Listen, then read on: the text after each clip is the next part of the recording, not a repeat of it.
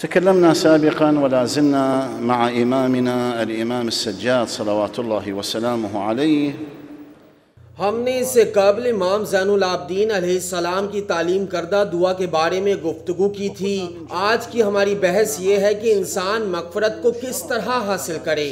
मग़फ़िरत को हासिल करने के लिए ज़रूरी है कि इंसान मकरू की तरफ ना पलटे, और हमने कहा कि यहाँ पर मकरू से मुराद तमाम वो अमाल हैं जो कि शरीयत ने हराम करार दिए हैं, और मुहर्रमात यानी हराम कामों का अंजाम देना खुदा की नापसंदीदगी और नफरत का बाइस है।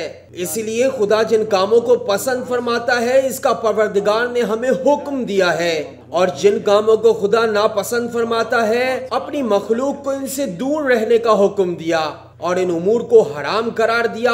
और हमने जिक्र किया कि इस चीज को हासिल करने के लिए इंसान तौफीक का मोहताज है। तौबा के बाद इंसान के लिए जरूरी है कि वह अपना गुज़िश्ता गुनाहों की तरफ ना पलटे।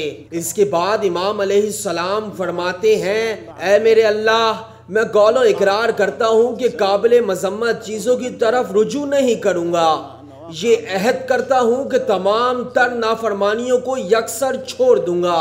जब इंसान का अकीदा कवी होता है तो इंसान में गुनाहों से बचने की ताकत बढ़ जाती है। जब इंसान खुदा की सिफात पर गौर करता है तो वो देखता है कि खुदा की जात हर चीज का अहाता किए हुए है और कोई भी चीज खुदा से पोशीदा और छुपी हुई नहीं।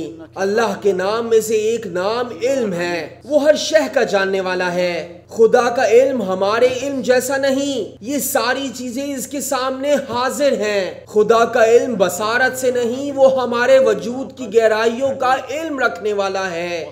रोजे कयामत के लिए परवरदिगार ने इंसानों के लिए कुछ गवाह मुकर्रर किए हैं, जैसे मलाइका, इंसान के आज़ा वगैरह। रोजे कयामत फैसला करने वाला वो हाकिम है जो हर चीज का इल्म रखता है, वो किसी की गवाही का मोहताज नहीं। दुनिया में ये दस्तूर है कि काजी यानी जज गवाहों की गवाही सुनने के बाद फैसला सुनाता है, लेकिन रोजे कयामत मलाइका और आज़ा की गवाही फकत हकीकत को बयान करने के लिए काफी होगी। इंसान को यह एतकाद रखना चाहिए कि खुदा से कोई शय पोशीदा नहीं। अगर इंसान इस बात पर एतकाद रखे कि खुदा हर जगह हाजिर है, कोई चीज इससे पोशीदा नहीं, तो इसका शुमार इन लोगों में होगा जो कसरत के साथ खुदा का जिक्र करते हैं। जिक्र से मुराद सिर्फ जिक्र जुबानी नहीं, जिक्र से मुराद ये है कि इंसान खुदा को हर वक्त हाजिर व नाजिर जाने। कोई खुदा के हुक्म के खिलाफ काम, सोच और इरादे को जो कि इंसान करता है खुदा जानता है। अगर इंसान इस रविश के साथ जिंदगी गुजारे तो वो इन दो हालतों में जिंदगी बसर करता है। पहली ये कि इंसान गुनाहों से खुद को बचाता है, इसलिए कि इंसान जानता है कि खुदा मुझे देख रहा है। दूसरी ये कि इंसान हमेशा इस एहसास के साथ जिंदगी बसर करता है कि वो मुतमईन होता है। अगर मैं मजलूम हूँ तो मुझ पर जुल्म करने वालों को खुदा जानता है। खुदा किसी के अजर को जाया नहीं करता। इसका तमाम अहवाल का जानना हमें इत्मीनान और सकून अता करता है। इमाम अलैहिस्सलाम फरमाते हैं, ऐ परवरदिगार, जो मैंने अमाल किए हैं बिलाशुबा तू इन सब को जानता है, बस बख्श दे मुझे जो तू जानता है। खुदा कैसे जानता है कि हम क्या करते हैं? जी हाँ, वो जानता है जो काम हम अंजाम देते हैं, जो काम हम करते हैं खुदा जानता है। हम भूल जाते हैं हम किस तरह से अपने अमाल अंजाम देते हैं, लेकिन खुदा नहीं भूलता। हम अपनी जिंदगी की मसरूफियत में भूल जाते हैं, लेकिन वो नहीं भूलता।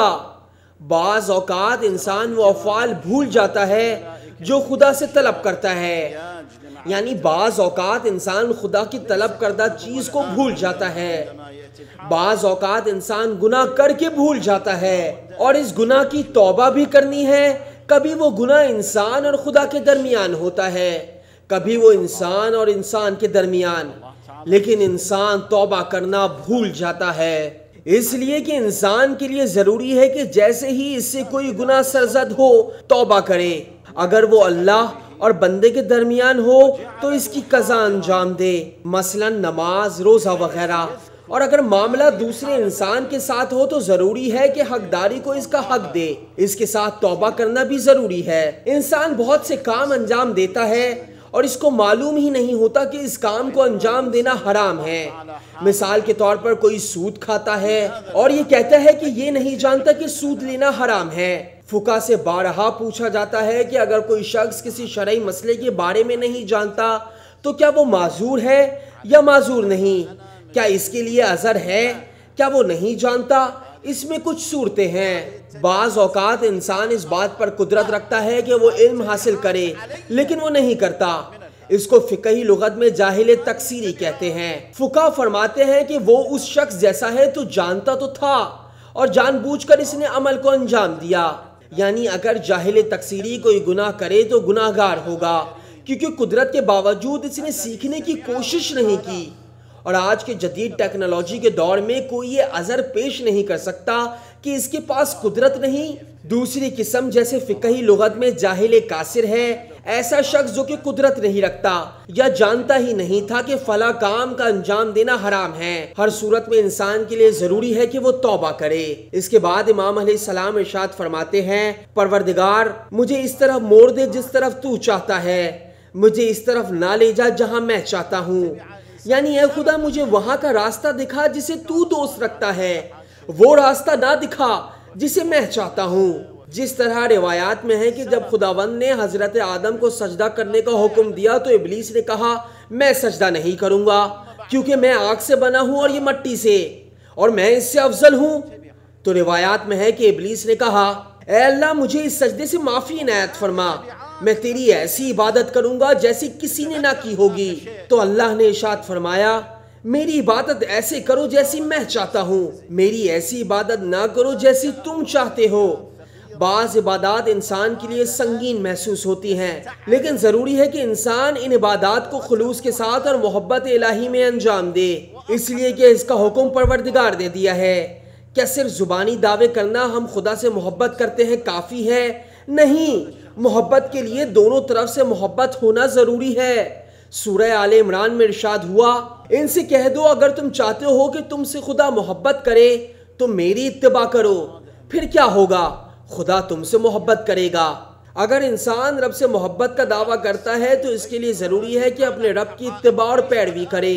अगर खुदा के बतलाए हुए कामों को अंजाम दे तो खुदा भी इंसान से मोहब्बत करेगा। इसके मुकाबले में वो इंसान जो अपनी जुबान से ये दावा करता है कि मैं खुदा का मुहिब हूँ, मेरा दिल पाक और साफ है, और वो अमल अंजाम नहीं देता, तो इसका दावा झूठा है। इंसान के लिए मुमकिन नहीं है कि वो वाजिब नमाज फजर 2 के बजाय 4 रकअत पढ़े। जितना खुदा ने हुक्म दिया इंसान को चाहिए कि इसके मुताबिक अमल करे। इंसान 2 रकअत के बजाय 4 रकअत नहीं पढ़ सकता।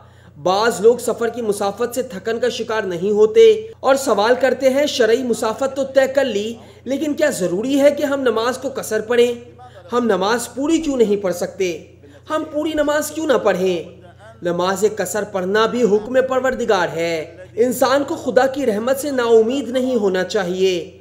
नाउमीदी गुनाह कबीरा में से है। हमने आपकी खिदमत में पहले भी अर्ज की, अगर गुनाहगार इंसान खुदा की रहमत की उम्मीद के साथ इसकी बारगाह में आए तो इसकी तौबा कबूल हो जाती है। परवरदिगार हमें माफ फरमाए, हमने जो वक्त गफलत में गुजारा। इमाम अलैहिस्सलाम इरशाद फरमाते हैं, ऐ मेरे रब, मेरे ऊपर कितने ऐसे हुकूक हैं जो मुझे याद हैं और कितने ऐसे हैं जिन पर निस्यान का पर्दा पड़ा हुआ है। इमाम सज्जाद अलैहिस्सलाम इससे पहले वाली दुआ में इरशाद फरमाते हैं, परवरदिगार मैं पनाह मांगता हूँ इस मजलूम से जिस पर मेरे सामने जुल्म किया जाए, मैं इसकी मदद और नुसरत ना करूँ। मदद और नुसरत ना करने की बहुत सी वजूहात हैं। मसलन इंसान कभी मद्द मुकाबिल से दुश्मनी मोल नहीं लेना चाहता, इससे मेरा रिश्ता और ताल्लुक ख़त्म हो जाएगा।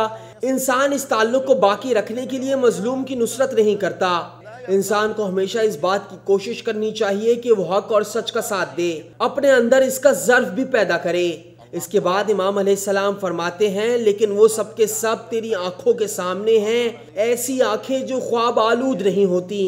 ये इंसान की तरफ से एतराफ़ है कि ऐ मेरे मालिक तू सब जानता है, ये सब कुछ तेरे सामने है, तेरी निगाह कुदरत इसे जानती है। ऐ अल्लाह तू हमारी गुनाह और लर्जिशों को जानने वाला है, जबकि मैं गुनाह करके भूल जाता हूँ। परवरदिगार हमारे गुनाहों को बख्श दे जो हम अंजाम देने के बाद भूल गए हैं, हमें अपनी अताअत की तौफीक अता फरमा। कुल हुवल्लाहु अहद अल्लाहुस समद लम यलिद वलम यूलद वलम यकुल लहू कुफुवन अहद।